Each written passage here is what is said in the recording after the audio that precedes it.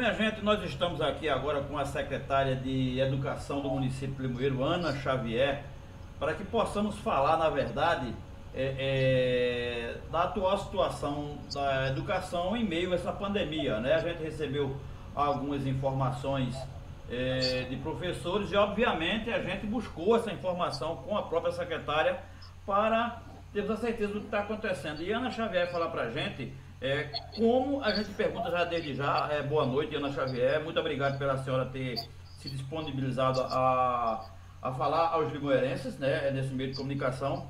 E a pergunta é: como é que está a educação de Limoeiro durante esta pandemia? Como está sendo? Porque a gente sabe que é um ano difícil. Esse ano letivo, na verdade, está sendo difícil, não só para Limoeiro, como para todo o Brasil. TV Limoeiro, boa noite. Boa noite a todos, boa noite, Jair. Um prazer estar aqui contigo, né? E eu acho que nosso papel é justamente esse, né? Prestar contas à sociedade, à comunidade, do como está caminhando o nosso trabalho. Eu dizia já há algum tempo que estava pegando um ano muito difícil, né? Um ano de eleição, um ano que, assim, tudo é muito frágil, muito sensível. Mas aí vem a coronavírus, né? A Covid-19. Na verdade, atrapalhou a vida de muita gente, né?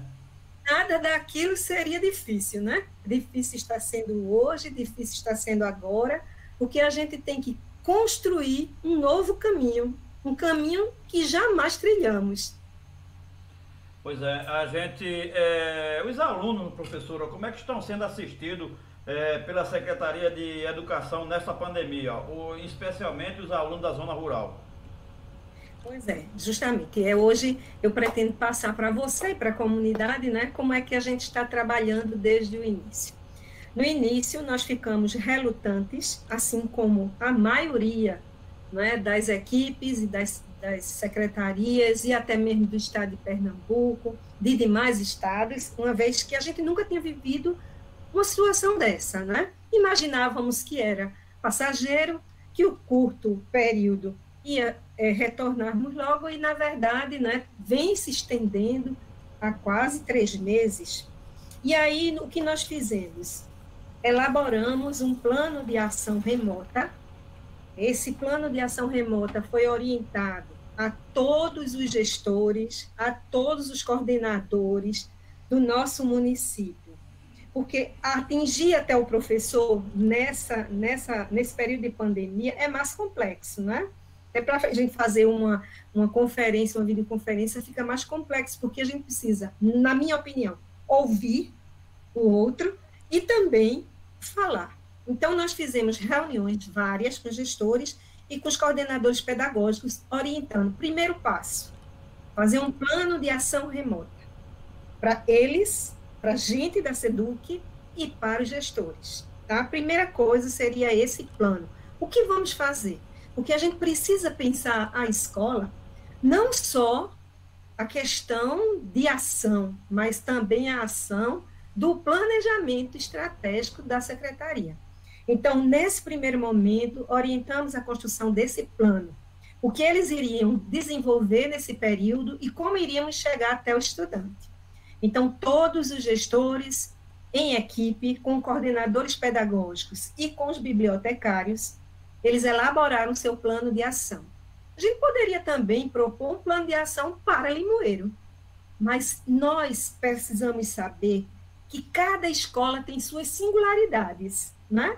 Tem as suas questões pontuais da comunidade, daquela região, daqueles pais, e aí decidimos que cada um faria o seu plano, e a partir desse plano de ação, que ele é acompanhado por toda a nossa equipe, eles começaram a desenvolver as atividades.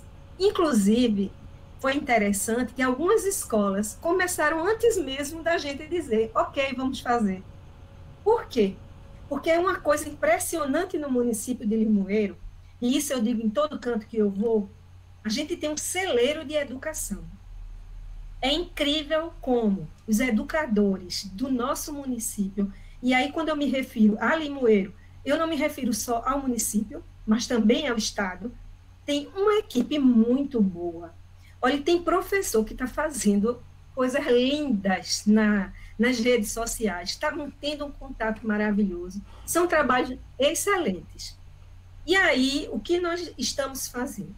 Cada aluno que tem acesso à TI, que é a tecnologia, né, da informação, ora pela internet, pelo computador, ora pelo WhatsApp, ora pelas redes sociais, cada um está encontrando a melhor forma de chegar até a família, de chegar até o estudante, ora por atividades impressas, preparado pelos professores e a secretaria. A secretaria está dando um suporte, não é? Porque também somos poucas pessoas, mas está dando um suporte. E aquela escola que, por exemplo, não está com um determinado professor em alguma área, pode, de fato, pegar e pedir orientação e procurar apoio da secretaria. Então, é assim que nós estamos fazendo.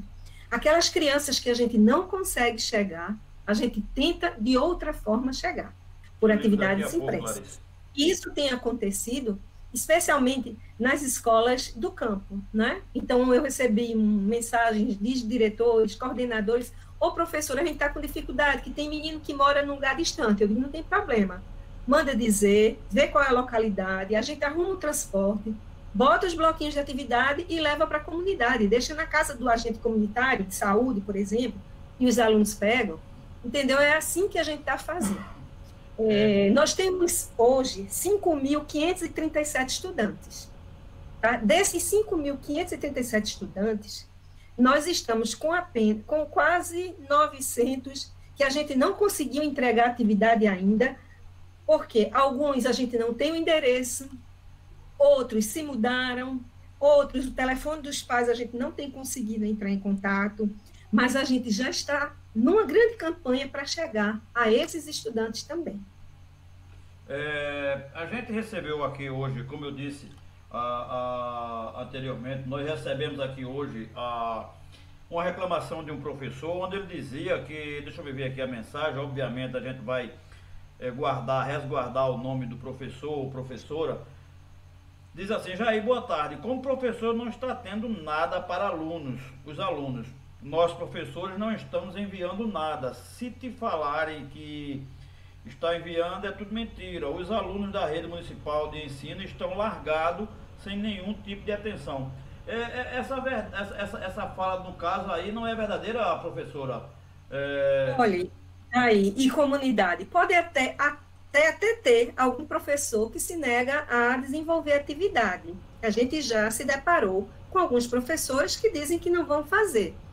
A minha orientação, todos os gestores e coordenadores são testemunhas, a minha equipe da secretaria também, que a orientação foi: quem não vai fazer, quem prefere não fazer, a gente, quando voltar, eles vão compensar esse período. Ok? Pronto, não precisa, aí, o professor...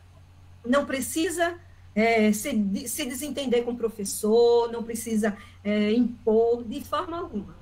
Agora, o que eu acho impressionante é que a grande maioria, você está vendo pela quantidade que eu disse, tem feito com prazer.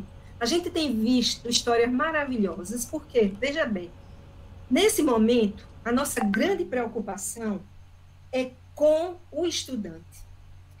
Por que essa preocupação? Porque já faz muito tempo que eles estão fora da escola.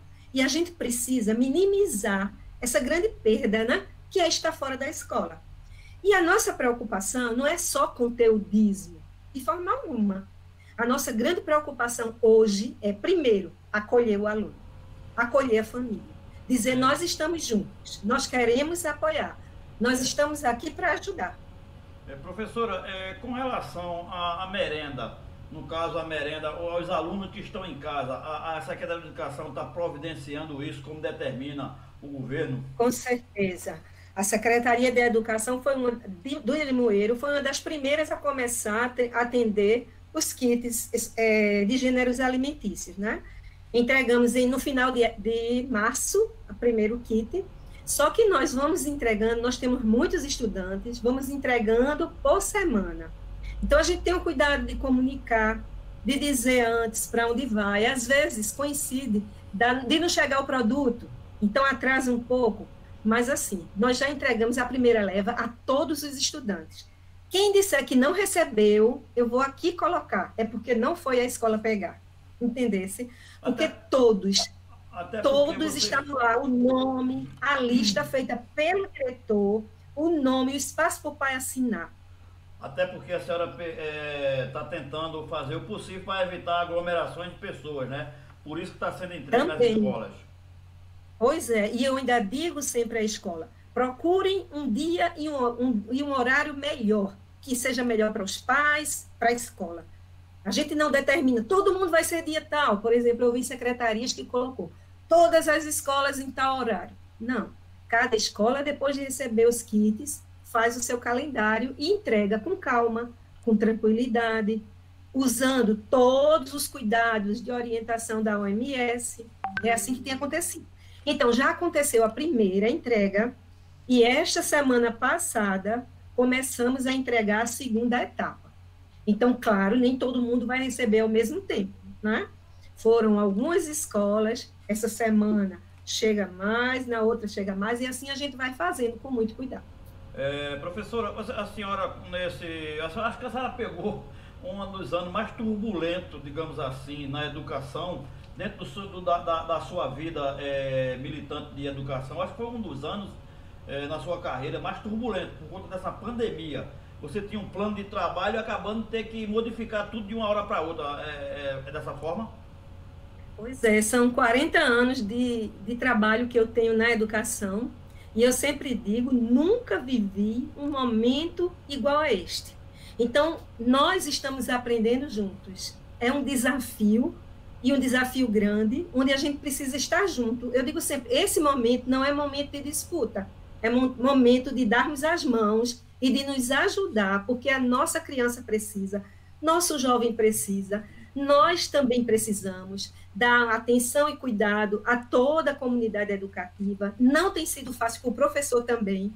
Eu já tenho notícia de professores que estão adoentados, que estão precisando de cuidado, que estão precisando de carinho. Infelizmente, a gente não pode chegar às casas por conta da situação, mas assim, a gente já tenta começar a mobilizar para apoiar esses professores, para apoiar a nossa equipe, e é uma situação bem complexa. E eu acredito, sabe, que pós-pandemia, a gente vai precisar muito ainda para reorganizar a nossa escola, reorganizar o nosso calendário, que é outra situação que eu disse. A gente vai reorganizar o calendário com cada escola. Não vai existir um calendário da rede, porque cada escola tem uma situação diferente que precisa ser ouvida e que precisa ser considerada. Como a senhora frisou bem, cada colégio, cada escola, cada região vai ter um plano diferente, em virtude, inclusive, até das dificuldades de algum. Cada qual tem sua dificuldade diferenciada do outro. Né? O da zona rural, aquele aluno que está mais distante. E pensando nisso, a senhora já está traçando, até porque a gente começa a ver os números, graças a Deus, diminuindo, porém, né, é de ter calma, não adianta abaixar, vamos todo mundo para a rua, porque pode ser piorar ainda mais a situação. Tudo vai ter que ter planos, planejamentos para essa volta, né? Especialmente para as crianças, né? Nós precisamos protegê-las. E a gente escuta que as crianças são as últimas a voltarem, depois dessa pandemia, à experiência de outros países. Né? Eles são os últimos a voltarem, porque a gente precisa protegê-los. Então, a gente vai pensar, nós já estamos pensando, né? Hoje tivemos reunião com o prefeito e toda a equipe, vamos organizar um comitê para pensar o retorno, vamos fazer um plano intersetorial, não é só educação, mas é educação e saúde, é educação e ação social, é educação e infraestrutura. Será um plano intersetorial para acolher nossas crianças, para acolher os nossos estudantes e professores e equipe, inclusive os pais, porque eles vão precisar muito da gente, eles vão precisar muito, não no primeiro dia da aula, jamais, mas um dia para ouvir, sentir o que eles estão sentindo, todas as angústias, todas as vontades. Eles vão voltar com muita vontade de conversar, de falar, não é? De se expressar. Outra coisa que o cuidado deve existir em relação ao distanciamento quando nós voltarmos, a máscaras, a limpeza, a higienização das mãos. Todo um cuidado precisa ser pensado para esse retorno. É todo um processo, né? Dessa volta, a senhora acabou de dizer tudo aí, não precisa nem de eu perguntar mais, porque a senhora falou tudo. É todo um processo. E também eu acho que até o psicológico tem que ser trabalhado, tanto dos alunos como dos professores também. Né? Porque os professores também estão sentindo essa pressão de não estar na sala, tem que se reinventar com tudo isso. Pois é, com certeza, o nosso cuidado tem que ser redobrado, né? O distanciamento, onde é que a gente vai poder dar aula, onde é que a gente vai poder precisar de mais salas. Outra coisa que a gente precisa fazer no retorno, depois dessa acolhida aos pais, aos professores, aos estudantes, uma diagnose. Como é que esse menino está chegando, como é que essa menina está chegando, né? Para que a gente possa dar continuidade ao trabalho docente, ao trabalho do estudante. Isso também é um cuidado nosso. Inclusive, a gente fica observando, por exemplo, a questão do transporte. A educação, o transporte está tudo parado, né? De uma certa forma, acaba tendo uma economia de um lado para se gastar do outro. Né? Você está tendo economia com o transporte, mas em compensação tem que alimentar o aluno que está em casa. Né? Pois é, e foi bom você tocar nesse assunto, porque, veja bem, eu não sei se você sabe, ou a comunidade, mas o valor aluno per capita é de 0,36 centavos dia. O aluno do ensino fundamental, anos iniciais e finais, que é o grosso do nosso alunado, ele recebe, ou o MEC direciona para a secretaria, 0,36 centavos. Se você somar os dias letivos, vamos supor 20 dias, dá R$ 7,00 e um quebrado. Com R$ 7,00 e um quebrado, dá para você fazer um kit básico de uma feira? Não dá, não dá. Então, o que é que a gente tem feito? A gente tem buscado outros recursos para apoiar e garantir a merenda. Passamos 3 semanas sem conseguir entregar a merenda. Por quê? Porque a gente tem um salário educação, um recurso que vem do FNDE para as ações desenvolvidas na educação, e aí nele a gente pode fazer, pagar os motoristas, pagar outras coisas, nunca e jamais o salário do professor. Esse recurso não vem destinado, tem o nome salário educação, mas não é para o salário da educação do professor. E aí enviamos um ofício solicitando que a Câmara aprovasse para que a gente utilizasse aquele recurso, já que a gente não estava pagando transporte agora, no momento, e outras ações. E esperamos 3 semanas e ainda não conseguimos a votação, então foi preciso a gente acionar o jurídico para que a gente pudesse começar a utilizar para comprar os kits das crianças. Mas já retomamos, estamos na segunda etapa. Inclusive, agora a Câmara entrou em recesso. Muito obrigado por tudo. Eu que agradeço. Gostaria de dizer que no retorno, a gente vai precisar traçar novos caminhos e que sejam caminhos de solidariedade, porque essa pandemia nos traz muita lição, Uma das primeiras lições que traz é que a gente se reconhecer humano, se reconhecer frágil. É uma doença que a gente diz democrática, ou não, Porque todo mundo está atingindo todas as classes sociais. Mas aí a gente vai voltar fortalecido, porque a gente está se sentindo mais próximo do outro no sentido de apoio, de solidariedade, de companheirismo. Obrigado, Ana. Obrigado, dona Ana. E aí tá, como a gente prometeu, a conversa com Ana Xavier, secretária da Educação do município. Desde já, a gente agradece a atenção, a cordialidade para a gente com a TV Limoeiro. Muito obrigado. E o espaço fica cedido aqui sempre que precisar a Secretaria da Educação de Limoeiro.